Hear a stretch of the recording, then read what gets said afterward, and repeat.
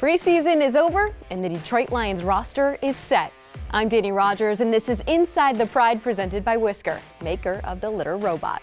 One of the most highly anticipated football seasons ever is right around the corner and we're getting you ready for it. Let's go. Yeah. I can't quit.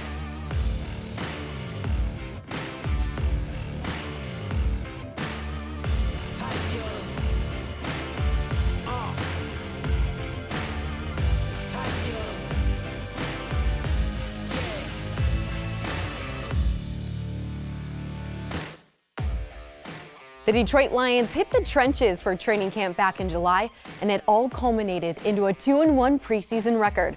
Let's check out the best sights and sounds from this past camp. Welcome back. Obviously, I'm excited to be back. The team's excited to be back. We're ready to go. The team knows what to expect. They understand the work that's got to be put in again, and so it begins. You hear all the buzzwords, tough, gritty, all those things, but that's truly what we are. We're kind of old school, and we just want to show up and we want to outwork people. But you gotta love ball to come out here and do this every single day and try to get better. And we're fortunate to have had the success, but we know what came before that. It was the work that came before that when, nobody cared what the Lions were doing. Having accountability for each other and understanding that we kind of got to be hard on ourselves. We got to be a player-driven team. And we know that, and it's going to take a little bit of time for that to happen, but right now is the time that it needs to happen, and we all know that, so we just trying to take advantage of it and take it as serious as we can. There's a competitive edge that comes with every Detroit Lions practice. I think we practice the right way, and we got a lot of competitive guys out here. It's the NFL, and people are fighting for roster spots and opportunities. Everybody's clicking, whether the ones go out there, the twos go out there, it's not no slack off. Honestly, it's a fight in each position. We don't live off reputation, we live off of work. And that's what's gotten us where we're at. It's been a long, hard road to get to where we're at right now, and there's a price to be paid, and so we gotta go pay it again. That's the message, and it'll always be the message. Each year, you get into that meeting room the first day, and it's like, what do you want to accomplish as a team? I can truthfully say this year, it's not even playoffs. It's not #1 seed, it's the Super Bowl. And that's, I feel like, everyone in the room. And it's the first year I feel like truly as a team, we all feel the same way. We all want to win the Super Bowl. We know we can win a Super Bowl. We have the team, we have the coaches, we have everything we need in this building to win a Super Bowl. And that's our goal, that's our focus. And everything we do from here out moving forward is to get that Super Bowl. Here we go. The 2024 NFL season is about to kick off. Before it does, General Manager Brad Holmes will join the show to talk the Lions' 53-man roster and the key pieces that will help this team make another historic run. That's up next. We'll be right back. Welcome back to Inside the Pride. I'm now joined by General Manager Brad Holmes. And Brad, when you inherited this roster in 2021, it looked a lot different than it does now in 2024. Where's the biggest transformation been made? You could say in a lot of areas. I know, I would say defensively, we probably had the most work to do. And I think where it's gone to, it's very representative of how me and Dan are wired and how we view things, about that it's always an endless pursuit. The work never ends. That's why we're built on grit. It's representative of our organization, this city, and it never stops. So, if we get to where we want to get to this year, it's the same process over and over again, and it's not going to stop. And we're going to keep evolving and improving and getting better. But to have that mindset, and I think it's important to continually have that mindset. The work didn't stop when the 53-man roster came out. So what does the chess match look like once all the teams have made their cuts, they've made their rosters, and then you've decided you need to go get some more players to add maybe to practice squad? Yeah, and it was more of a challenge this year, sitting further back in the waiver priority. But, at the end of the day, we were able to acquire Nowalski, via claims, and then, kind of add some veterans to our practice squad and some other young guys. So it's a little bit of a frenzy. It's very time sensitive. Everybody's making calls, trying to land with the best opportunity. But again, it's like I say, I give a lot of credit to our personnel department and our coaching staff. I just appreciate all their hard work because it's very important, and we feel really good about where we're at as a practice squad. squad standpoint. So I know the 53 gets thrown out, but we really truly view it as 69. Right, with that depth of the practice squad and you saying it's not 53, it is a 69-man roster. How does that foster some competition when season hits? That's what we preach, and that's what the message always is. And I had got the question previously about the undrafted players that were able to make our roster, to make the 53. You know, it's the same message that Dan and I have been preaching since day one. We don't care where you come from. We don't care if you've been drafted, how much money you're making. Everybody's getting an opportunity.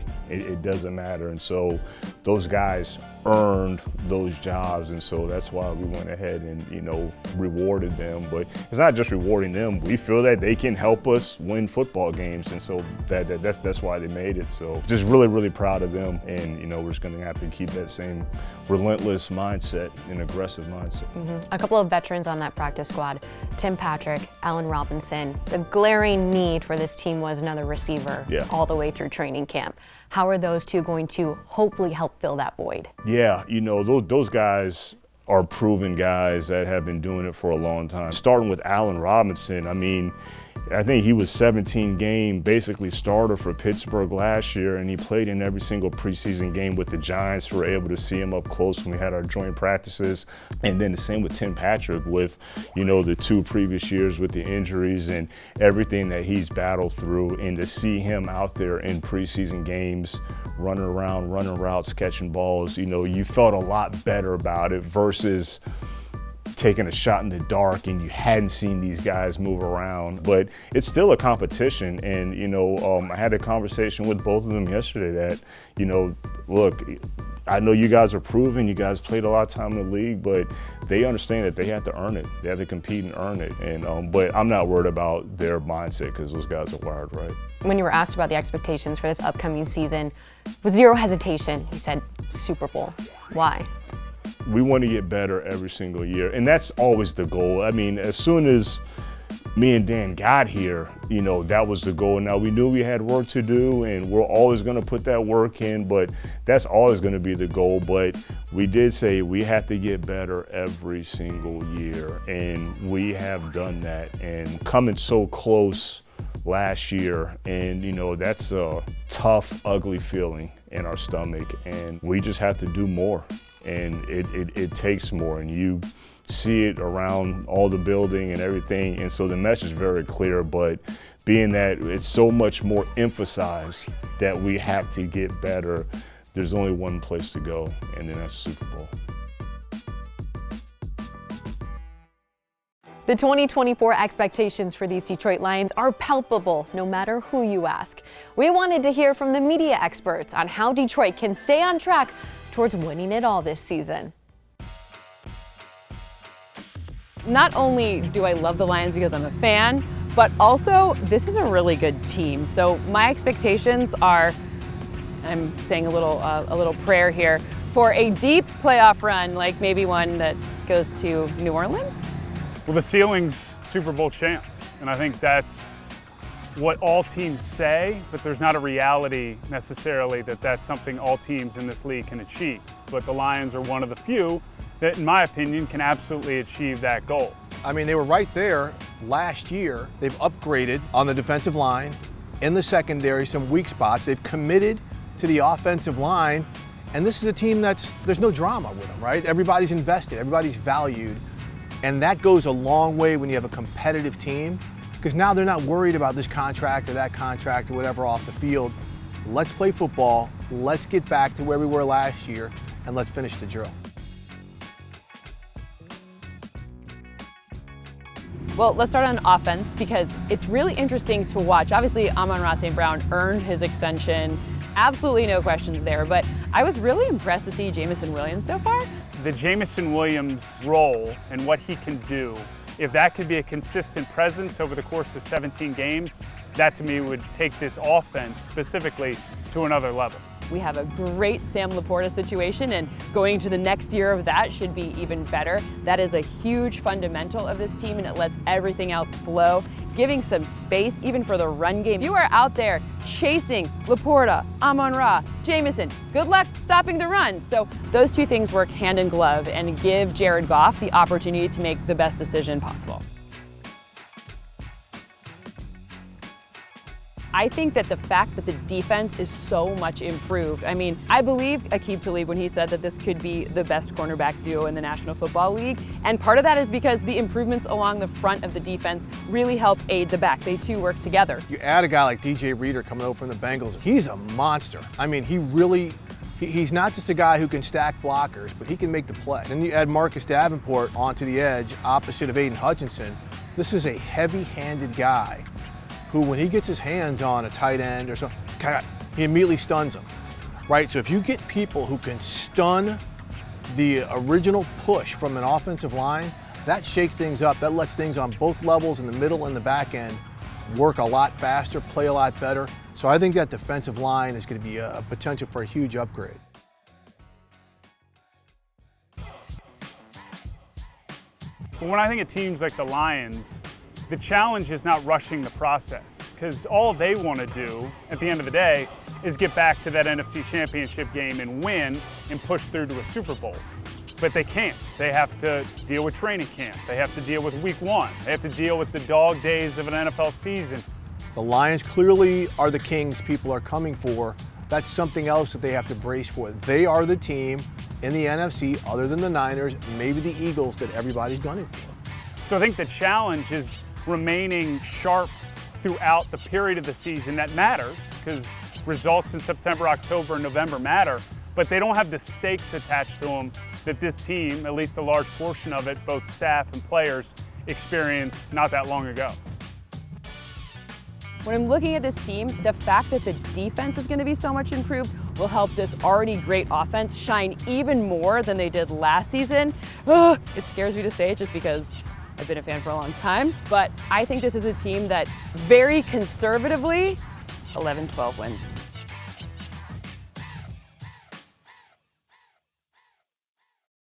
Welcome back to Inside the Pride. I'm now joined by DetroitLions.com senior writer Tim Twentyman, as the Week 1 matchup with the LA Rams is lurking. It's on the horizon. It's getting there. You can feel it. Sunday Night Football is almost back in Detroit. How crazy is that environment going to be, by the way? We were both at that preseason game. Sold out standing room only. It's they were getting electric. penalties in the fourth quarter of a preseason game. I mean, there was some football hangover from this fan base, and I cannot wait. Tim, when you look at this full Detroit Lions roster, what is going to give them the edge, especially heading into Week 1, where they cannot take a week off? Yeah, well, I think we can both agree that this offense, we expected to pick up right where it left off last year as being, a top 5 offense, both in the passing game and the run game. They still have one of the best offensive lines in football. They've got all the core pieces back. We expect that part of the football team to be really, really good. Where we needed to see the improvement was on defense, right? I mean, they were 19th in total defense, 23rd in scoring, 27th against the pass. So to me, where this football team takes the next step, where they can maybe get over that hump that they couldn't get over last year, is if that side of the football takes a jump forward. And you look at some of the additions they've made along the defensive line with DJ Reader and Marcus Davenport, and then obviously just totally remaking that cornerback room.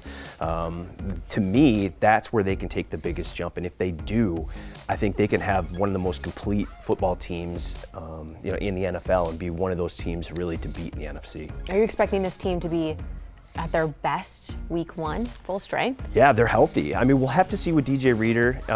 Dan Campbell talked, right before cuts about kind of what the timeline is for him, and they've always viewed that as kind of Week 2 Tampa Bay, but he did get back to practice last week, so he's going to be on the practice field this week, and they said, look, it was Week 2 Tampa Bay, but if he gets out there and he looks good and he's running around and we think he can get some snaps, we're willing to amend that timetable. So I think DJ Reader's probably the biggest question mark going into Week 1, but other than that, all those guys that missed significant time in camp, all those guys returned to practice last week. They should be ready to go. So Detroit should have all their guys Week 1. And Week 1 will include a matchup with Matthew Stafford. Coming back to the city that drafted him, you have the then rookie phenom receiver in Puka Nacua. He's in year 2, so you have to account for his growth. Cooper Kupp, First time in a very long time we won't see Aaron Donald line up across the line on that I think defense for the Frank Rams. Brandout's going to be, really upset about not having to go against Aaron Donald, right? It will look really different for them, though. I mean, he's been such a staple, that defensive MVP caliber guy that sets everything up for them defensively. They're going to miss him. Yeah, over 300 passing yards from Stafford last time he was in the Ford Field building Yeah. for playoffs. What are you anticipating from that Rams matchup week 1? Yeah, well, we talked about it. That's where they have to get better, right? I mean, some of the big plays to Puka Nacua. I think Stafford was 25 of 36 for 367 yards and 2 touchdowns. He had a pass rating of over 120, and that was kind of the theme there at the end of the regular season and into the playoffs, right? They made enough plays to win games, but they gave up a lot of yards, a lot of plays in the passing game. So it's what I talked about off the top, right? If they can get better in that part of it, I think that's where they have an edge, because offensively, expect them to score points and be right there. They can limit some of the big plays, especially in the passing game on defense. They can get after the quarterback a little bit more with some of those pieces. It just completely changes this football team and how they have to win games. And I think it makes them a more complete team. And I think they go into that week 1 matchup, if they're better defensively, especially against the pass game, I think they should be able to come out on top. Do you think this team is feeling the pressure of LA week 1, Tampa Bay week 2, 2 opponents they met in the playoffs that could dictate how their schedule goes later on in the season? I think they're excited. Yeah. I think last year, obviously, there's only one team that finishes the season where they want to be. That left a bad taste. They were 30 minutes away from the franchise's first Super Bowl, and they let it slip out of their own hands, admittedly, in all 3 phases, which they hadn't done all year. And I think when you have a season that ends like that, I think there's just a level of excitement to get back out there. Prove that you're an improved football team. Get your mind off last year. Let's focus on this year. And they have a pretty big goal, right? Take the next step. Super Bowl is being talked about, at the Meyer Performance Center here, which is, look, I've been here 16 years. Covering them for 16, that's not always been the case. Yeah. And so I think there's an excitement level of getting back to it and having Super Bowl as your aspirations. I think that's fun. Yeah, well, I know we're all so excited. Thanks to Tim for joining us here on Inside the Pride. We're taking a break. We'll be right back after this. The all-new dynamic kickoff rule will noticeably change one of the most iconic plays in the game. From the formation the players take on the field to the zones the ball can land in, and when the players can move, this play will look completely different from what fans are used to seeing. The kicking team will kick off from its own 35-yard line. 10 members of the kicking team will line up on the receiving team's 40-yard line. A minimum of 9 members of the receiving team will line up between the 30 and 35-yard lines. Up to 2 returners line up in the landing zone. The landing zone is between the receiving team's 20-yard line and goal line. Play begins when the ball's either caught or hits the ground in the landing zone or is returned from the end zone. Any kick that bounces from the landing zone to the end zone must be returned or down by the receiving team for a touchback and possession at its 20-yard line. If a kick fails to reach the landing zone, the receiving team takes possession at its 40-yard line. If the ball enters the end zone in the air, the receiving team can return it or down it for a touchback and take possession at its 30-yard line. If the ball goes out of bounds, the receiving team takes possession at its 40-yard line. Onside kicks are only permitted in the 4th quarter. Setup and landing zones do not change after safeties and penalties. Only the location of the kick changes. While there's a huge benefit to player health and safety here, the hope with this rule change is that it will ultimately add more returns and in turn, more excitement to the kickoff. The dynamic kickoff is here and the game will never be the same. Who's ready for week 1? Detroit Lions versus the LA Rams kick off September 8th on Sunday Night Football. We cannot wait to have the best fans in the league back inside Ford Field. That wraps up this edition of Inside the Pride. I'm Dannie Rogers. We'll see you next time.